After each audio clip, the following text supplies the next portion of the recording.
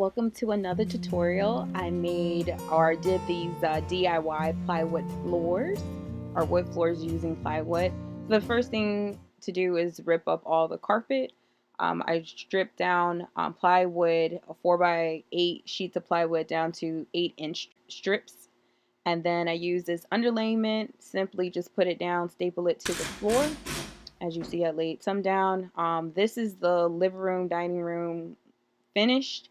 And then what I did in each room was lay out the plywood and the spacing that I wanted to, cut all the boards before I would glue them down and then actually adhere them to the floor. And so I simply use a straight edge, marked where I wanted to cut each of the additional pieces, and then I use a saw to go ahead and cut each of the pieces. I would highly suggest to get a miter saw instead of using this method because it can cape back on you. And so this is just laid down. It's not adhered to the floor yet and it's not glued down, but I just wanted you to see one room. This is the second bedroom. And so what you see me doing is simply measuring it all out right now. I found that this was the quicker method. After doing the living room, dining room, and the other bedroom, this was just much easier.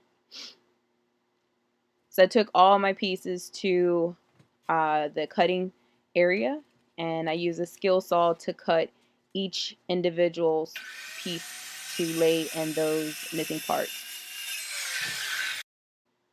So right now I am using a air compressor with a nail gun.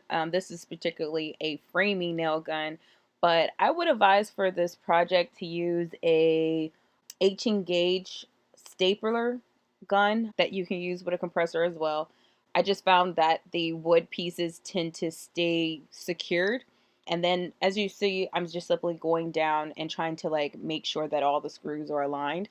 So now I am sanding the floors, and then I think I was started with 80 grit, go one pass through. I rented the tool from Home Depot, my local big box store.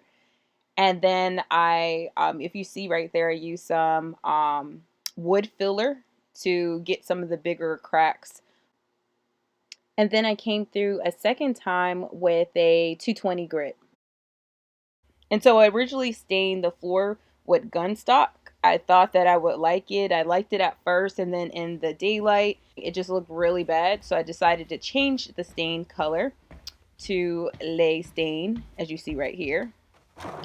And then I knocked over the bucket of stain. And then so I quickly, got all the stain all around the area. So I end up having to use a towel to get the additional stain up. Even though I evened it out all over the floor, it just was too much stain. It was enough to do my entire house, which is 812 square feet, but only 600 square feet was to be stained.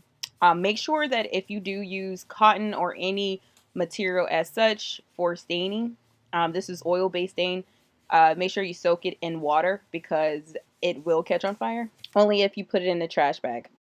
And see the result. Being that I did like how the wood came out with the gunstock underneath and then the layer of walnut on top, I decided to continue that throughout the entire house.